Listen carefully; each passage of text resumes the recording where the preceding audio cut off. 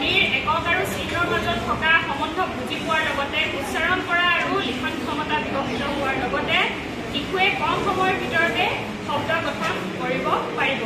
ইয়াৰ জৰিয়তে শিশুক যিমান পাৰি শব্দ ভাণ্ডাৰৰ ক্ৰিয়াকলাপ কৰিবলৈ যদি আমি দিওঁ তেনেহ'লে তেওঁলোকৰ শব্দ ভাণ্ডাৰো সিমানে বৃদ্ধি পাব। আৰু আমি যিহেতু প্ৰথম প্ৰাৰম্ভিক অৱস্থাত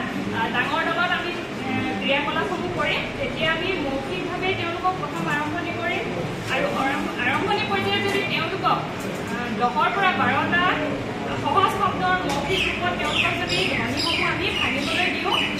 যেনে জাপি, জাপি, ৰাতি, ৰাতি এনেধৰণে যদি কৰিবলৈ দিওঁ তেওঁলোকৰ এইখিনি আগবাঢ়ি যোৱাত সহজ হ'ব। দ্বিতীয়তে শিশুক